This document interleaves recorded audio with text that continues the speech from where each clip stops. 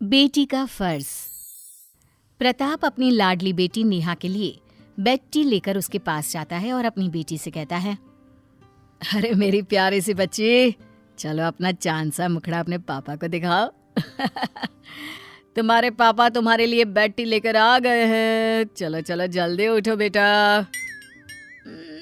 Good morning पापा, आप कितने अच्छे हैं, रोज मेरे लिए बेड टी लेकर आते हैं। चलो उठो, तुम्हें हॉस्टल भी जाना है ना। पापा कितनी जल्दी छुट्टियां खत्म हो गई, मुझे ना आपको छोड़कर जाने का मन ही नहीं कर रहा। मुझे पता है बेटा, पर पढ़ाई सबसे पहले। चलो अब जल्दी से उठो, नहीं तो लेट हो जाओगी।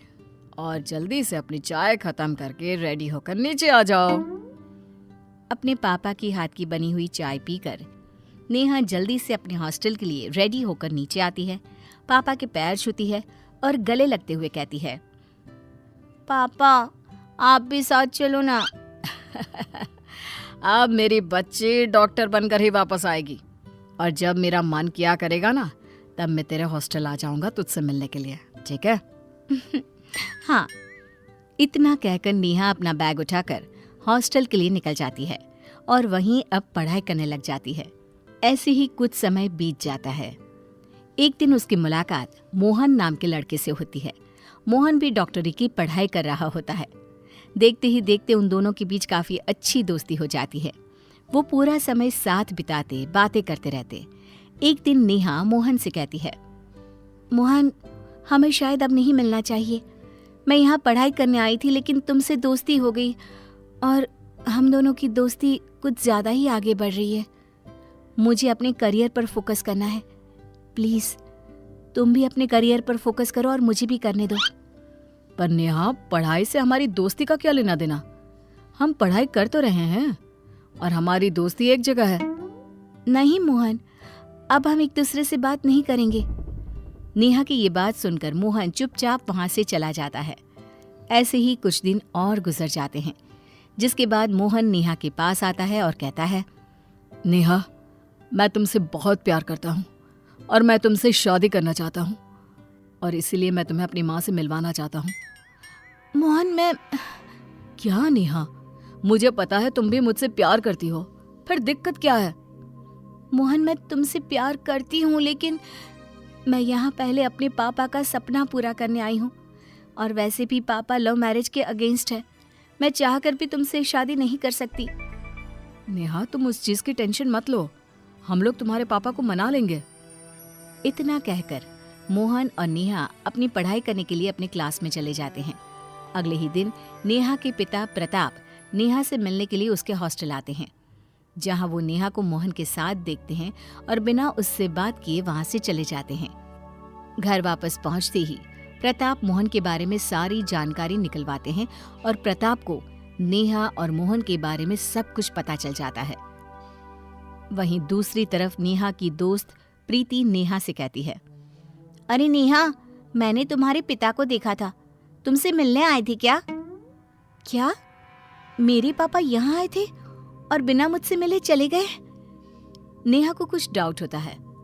अब 2 दिन बाद नेहा अपने घर जाती है और पापा से मिलती है, जहां उसके पिता उसको देखकर कहते हैं, नेहा, वो लड़का कौन था तेरे साथ? कौन सा लड़का पापा? तुम्हें अच्छे से पता है मैं किसकी बात कर रहा हूँ। मोहन, कौन है वो? पापा मैं आपको बताने वाली थी। बस नेहा, मैंने तुम्हें इतने नाजों से पाल पोस कर बड़ा किया, तुम्हारी हर इच्छा, हर मांग पूरी की, तुम्हें कभी किसी चीज की कमी नहीं होने दी। जहां बोला उस कॉलेज में एडमिशन कराने के लिए जमीन आसमान एक कर दिए। किस लिए? ये दिन देखने के लिए। अच्छा हुआ आज तेरी माँ जिंदा नहीं है, अगर वो आज जिंदा होती तो जीते जी मर जाती। काश भगवान, मैं भी ये दिन देखने से पहले मर ही जाता। इतना बोलते ही प्रताप अपने दिल पर हाथ रखकर जमीन पर गिरकर बेहोश हो जाते हैं। नेहा अपने पिताजी की ये हालत देखकर जल्दी से हॉस्पिटल लेकर जाती है, जहां डॉक्टर उसे बताते हैं कि उसके पिताजी को दिल का दौरा पड़ा है। ये सुनकर नेहा हक्की बक्की रह जाती है। ये मैंने क्या कर दिया?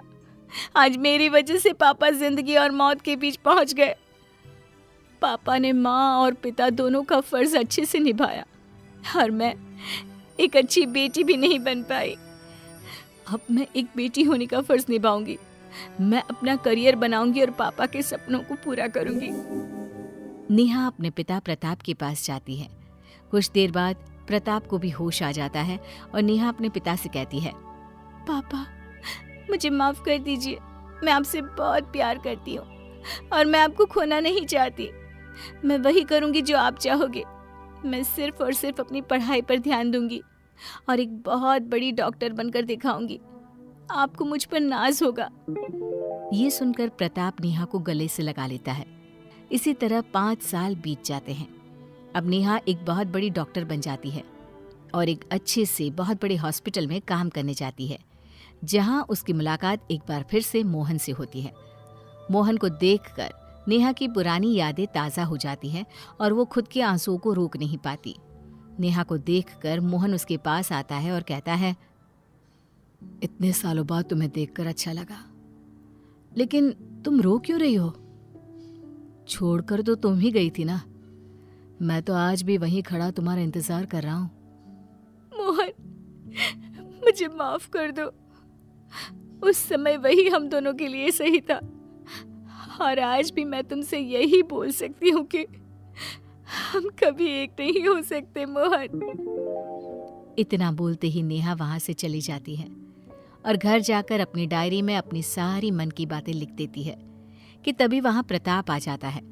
नेहा जल्दी से अपने आंसुओं को पोंछ लेती है और पिता से कहती है, पापा आप यहाँ? बेटा तू अब तक हॉस्पिटल नहीं गई? मैं हॉस्पिटल गई थी पापा, लेकिन कुछ काम याद आ गया इसलिए मैं आ गई। अच्छा मैं चलती हूँ। ये बोलकर नेहा वहां से चली जाती है। प्रताप अपनी बेटी की डायरी पढ़ लेता है, जिसके अगले ही दिन वो नेहा की शादी की बात शुरू कर देता है। नेहा भी अपने पापा की खुशी के लिए एक बार भी बिना कोई सवाल किए या लड़के की फोटो देखे बिना शादी के लिए हामी भर देती है। दिन बीतते हैं और शादी हो जाती है। अभी तक भी नेहा ने अपने पति का चेहरा नहीं देखा होता। शादी के बाद ससुराल पहुंचकर जब नेहा अपने कमरे में जाती है तो वहां मोहन को देख हैरान रह जाती है। तुम यहाँ क्या कर रहे हो? मुझे कुछ समझ में नहीं आ रहा। ये तुम्हारा घर है? कहीं मेरी शादी तुम्हारे भाई से तो नहीं होगी?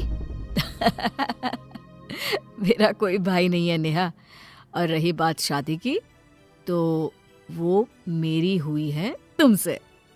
क्या? ये कैसे हो गया? जिस तरह तुमने अपनी बेटी होने का फर्ज निभाया, उसी तरह जब तुम्हारे पिताजी को पता चला कि हम दोनों आज भी एक दूसरे से कितना प्यार करते हैं, तो वो हमारे प्यार के आगे झुक गए और खुद आकर उन्होंने ये रिश्ता पक्का कर दिया और हम दोनों की शादी करवा दी। और तुम्हें कुछ भी नहीं बताने के लिए उनसे मैंने ही कहा था। क्यों, लग गया ना झटका? जिसके बाद नेहा और मोहन हंसने लगते हैं और अब नेहा अपने ससुराल में अपने पति और सास के साथ खुशी खुशी रहने लगती है।